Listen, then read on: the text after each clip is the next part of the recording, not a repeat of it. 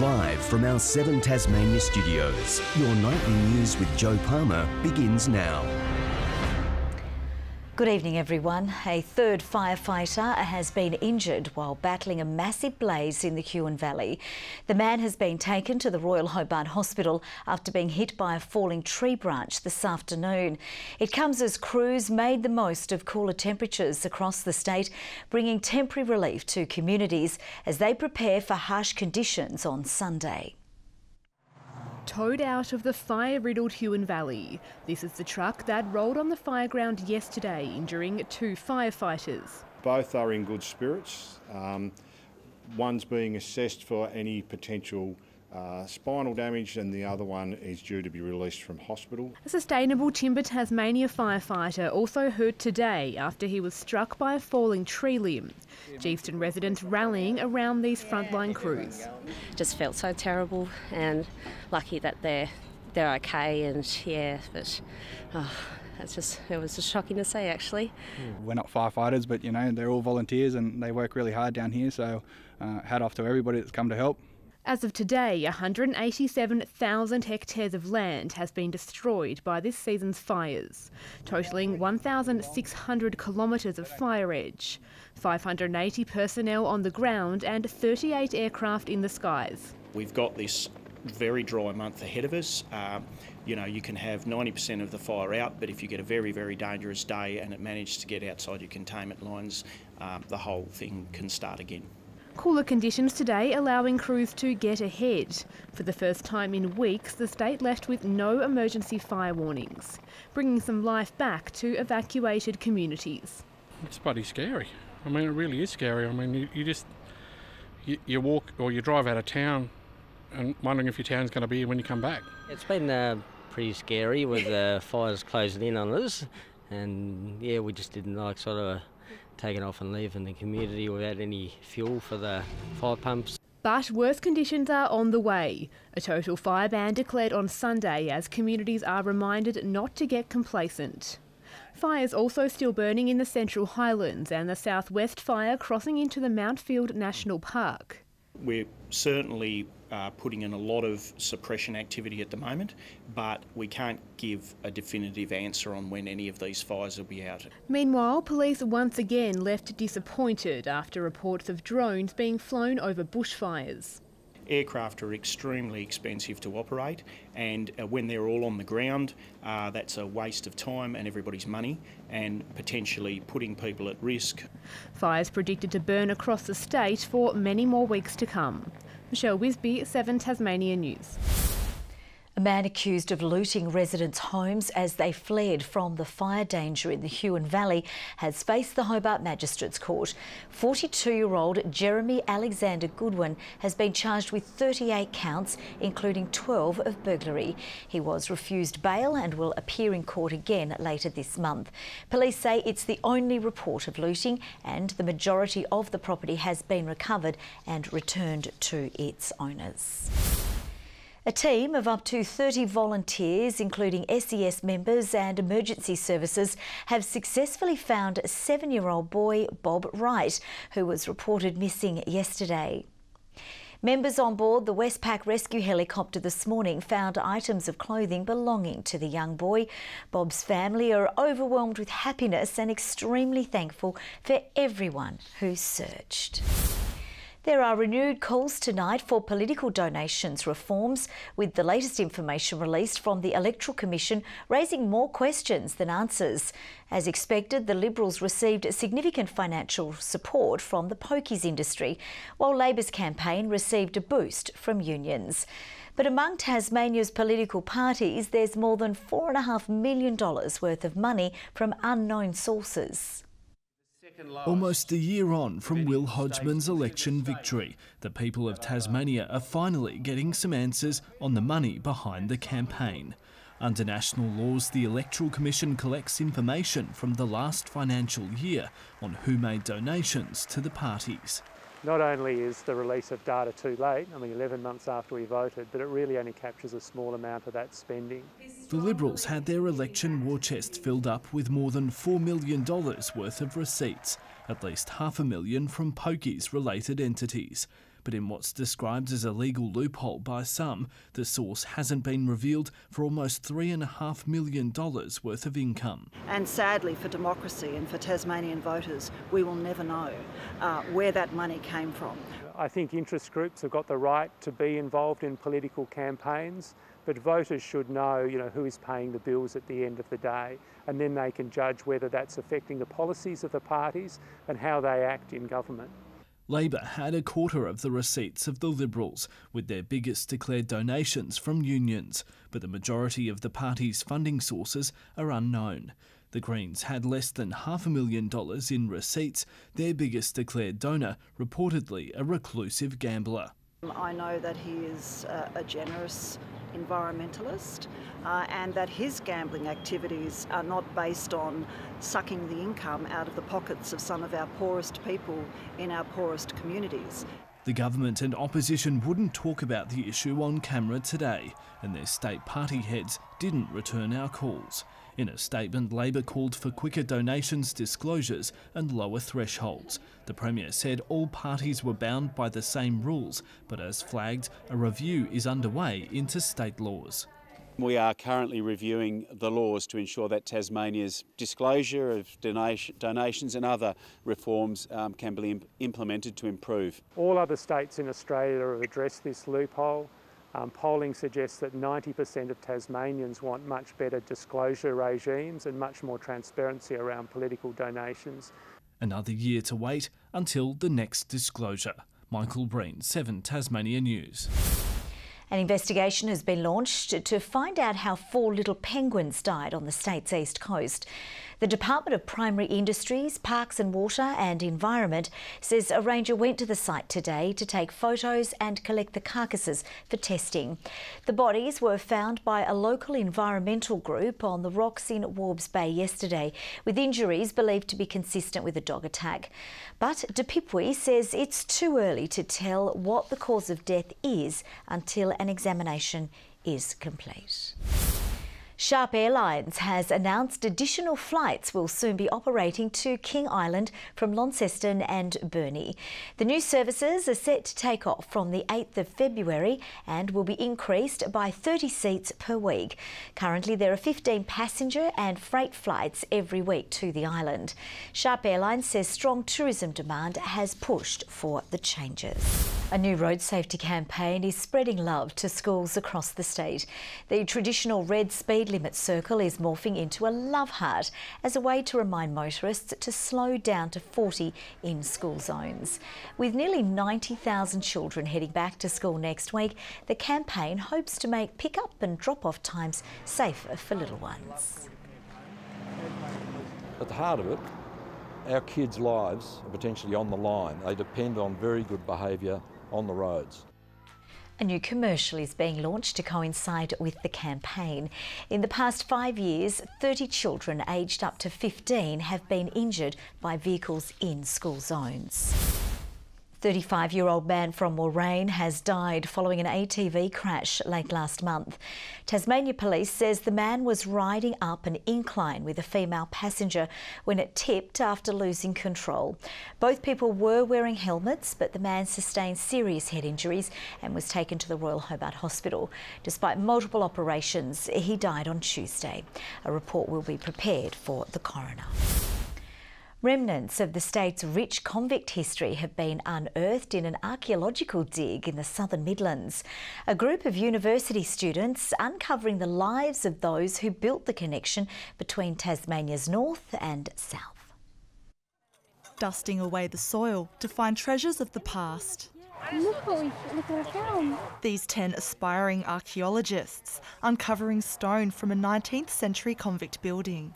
We're running an archaeological field school with the University of Tasmania, and it's bringing together Tasmanian students and also students from the mainland who've come over to learn about archaeological methods and practices on one of the early convict sites. Spending the past 2 weeks finding over 100 fragments of the lives of prisoners, housed here to build the Midlands Highway in the 1840s. I'm trying to piece together a material perspective, for the everyday men, women and children, who made up this first generation of Anglo-Australians in Van Diemen's Land. What sort of things have you found? Well, a lot of pieces of glass, ceramics of various kinds, stems of tobacco pipes, buttons, nails, all those kind of domestic things. The Southern Midlands Council, an eager partner of the excavation. We have a wonderful archaeological heritage here in the Southern Midlands, and there's a great opportunity for the university to participate in helping us get a better understanding as to our heritage. To get some first-hand experience of how the convict institution was built up and ran, it's invaluable for a Tasmanian. The team will continue digging for the next 5 days. Ruby COMMANE, 7 Tasmania News. Tasmania experienced one of the warmest and the most dry Januaries ever recorded, with only 0.4 millimetres of rain falling in Hobart over the past month.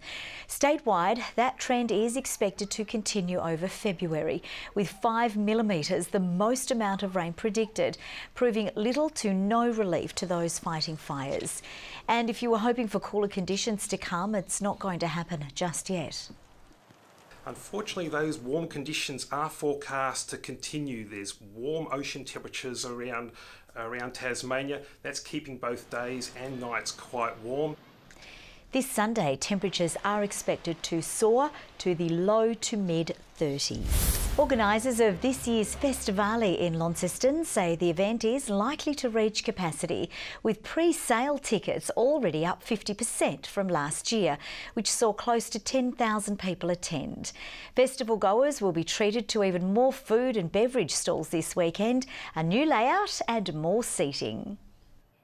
We've got some great ciders, beers, wines and spirits here, of course, and we've also got a lot of stallholders that are doing combination food and beverage, so people can really match their food with their drink of choice and sample something a little bit different and out of the ordinary.